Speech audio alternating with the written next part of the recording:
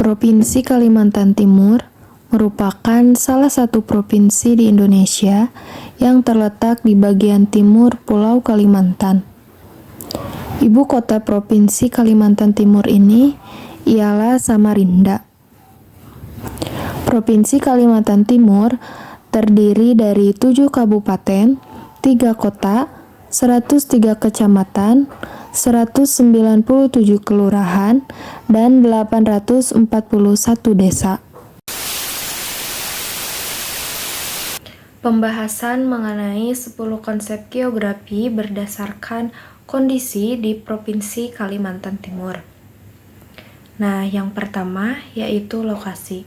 Kalimantan Timur terletak antara 113 derajat, 35 menit, 31 detik, dan 119 derajat, 12 menit, 48 detik bujur timur, dan 2 derajat, 34 menit, 23 detik lintang utara, dan 2 derajat, 44 menit, 14 detik lintang selatan. Kalimantan Timur ini terletak di bagian timur Pulau Kalimantan yang berbatasan dengan Kalimantan Utara di sebelah utara, Selat Makassar di sebelah timur, Kalimantan Tengah di selatan, dan Kalimantan Barat di bagian barat. Kemudian yang kedua yaitu jarak. Jarak antara kota-kota di Kalimantan Timur cukup jauh dikarenakan wilayahnya yang sangat luas. Sebagai contoh, jarak antara Samarinda atau ibu kota provinsi ke Balikpapan ialah sekitar 115 km, sedangkan dari Samarinda ke ibu kota Nusantara sekitar 50-70 km. Jarak yang jauh ini berpengaruh pada mobilitas penduduk dan distribusi barang. Selanjutnya yaitu keterjangkauan.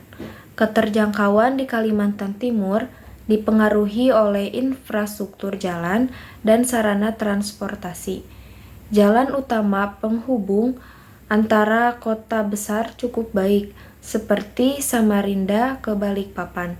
Namun, daerah pedalaman dan pelosok seperti wilayah Kutai Barat atau Mahakam Ulu masih menghadapi tantangan keterjangkauan akibat minimnya infrastruktur. Selanjutnya yaitu pola. Pola permukiman di Kalimantan Timur ini terbentuk mengikuti alur sungai besar seperti Sungai Mahakam yang menjadi pusat aktivitas ekonomi dan sosial. Permukiman biasanya terpusat di sekitar wilayah datar, sementara di daerah perbukitan atau hutan lebat lebih jarang ditemukan. Kemudian yaitu morfologi. Kalimantan Timur memiliki morfologi yang beragam, dari dataran rendah di sepanjang pantai hingga dataran tinggi dan perbukitan di bagian barat. Wilayah ini juga dikenal dengan hutan tropis yang lebat, termasuk Taman Nasional Kutai, serta daerah rawa di beberapa kawasan pesisir. Kemudian mengenai aglomerasi. Aglomerasi terjadi di sekitar kota besar seperti Samarinda dan Balikpapan. Kedua kota ini menjadi pusat ekonomi dan penduduk karena menawarkan fasilitas modern, lapangan kerja, dan konektivitas yang baik. Rencana pembangunan ibu kota Nusantara juga diharapkan meningkatkan aglomerasi di daerah tersebut. Selanjutnya yaitu interaksi dan interdependensi. Interaksi antara daerah pedalaman dan pesisir di Kalimantan Timur sangat penting, karena daerah pedalaman menghasilkan sumber daya alam seperti batu bara dan hasil hutan, sementara kota-kota di pesisir seperti Balikpapan yang berfungsi sebagai pusat distribusi dan ekspor. Hubungan ini menciptakan saling ketergantungan antara wilayah. Kemudian yaitu nilai kegunaan. Wilayah ini di Kalimantan Timur memiliki nilai kegunaan yang tinggi terutama dalam sektor sumber daya alam, tambang batu bara, minyak bumi, dan gas alam merupakan sektor utama yang mendukung perekonomian. Selain itu, hutan di Kalimantan Timur memberikan manfaat ekologi seperti menyerap karbon dan menjaga keseimbangan lingkungan. Selanjutnya yaitu diferensiasi area. Setiap wilayah di Kalimantan Timur memiliki karakteristik yang berbeda. Contohnya, Balikpapan lebih dikenal sebagai kota industri dan perdagangan, sementara Samarinda adalah pusat pemerintahan dan pendidikan. Mahakam Ulu memiliki keunikan sebagai wilayah pedalaman dengan potensi pariwisata alam dan budaya Dayak. Selanjutnya yaitu keterkaitan antar ruang. Keterkaitan antar ruang di Kalimantan Timur terlihat dari hubungan ekonomi dan transportasi. Misalnya, hasil tambang dari Kutai Kartanegara yang dikirim ke pelabuhan di Balikpapan untuk diekspor. Selain itu, pembangunan ibu kota Nusantara akan mempererat hubungan antar wilayah di Kalimantan Timur melalui pembangunan jalan tol, bandara, ataupun pelabuhan.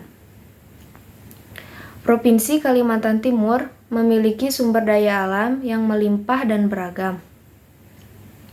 Mencakup yang pertama, sumber daya tambang dan energi. Contohnya seperti batu bara, minyak bumi dan gas alam, nikel, dan energi terbarukan. Kemudian, sumber daya kehutanan. Seperti hutan tropis. Kalimantan Timur memiliki hutan tropis yang kaya dengan hasil hutan seperti kayu ulin, kayu meranti, dan gaharu. Selain itu, terdapat flora dan fauna. Hutan ini menjadi habitat bagi spesies langka seperti orang-utan, bekantan, dan burung enggang. Kemudian yaitu sumber daya pertanian dan perkebunan, contohnya seperti kelapa sawit dan karet.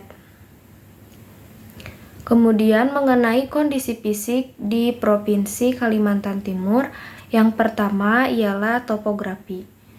Wilayahnya terdiri dari dataran rendah, pegunungan, hutan tropis, dan daerah pesisir. Selain itu, sungai utama ialah Sungai Mahakam yang menjadi jalur transportasi penting. Kemudian mengenai iklim. Nah, iklim di Provinsi Kalimantan Timur ini biasanya dengan curah hujan tinggi sepanjang tahun. Suhu rata-ratanya berkisar antara 23 sampai 32 derajat Celcius. Selanjutnya yaitu mengenai sosial budaya. Kehidupan sosial budaya di Kalimantan Timur sangat dipengaruhi oleh keberagaman suku, adat, dan budaya. Suku asli di Kalimantan Timur ialah suku Dayak. Selain itu, ada suku lain seperti suku Kenyah, Bahau, dan Tunjung. Adapun suku pendatang ialah suku Banjar, Bugis, Jawa, dan Kutai. Bahasa utama di Kalimantan Timur ialah menggunakan bahasa Dayak dan bahasa Kutai. Sedangkan bahasa Indonesia digunakan sebagai bahasa resmi. Selain itu, terdapat adat istiadat. Suku Dayak terkenal dengan seni ukir, tarian adat, dan tradisi seperti upacara adat belian dan lamin atau rumah panjang. Tradisi suku Kutai juga mencakup seni sastra dan upacara keraton Kutai. Agama di Provinsi Kalimantan Timur, mayoritas penduduknya beragama Islam, tetapi ada juga yang menganut agama Kristen, Hindu Kaharingan, dan kepercayaan lokal. Selain itu, terdapat kesenian, ialah tarian, yaitu tari gong dan tari hudok, serta tarian tradisional Kutai. Kemudian yang terakhir yaitu alat musik tradisional dari Provinsi Kalimantan Timur ialah sape. Sekian yang dapat saya sampaikan. Terima kasih.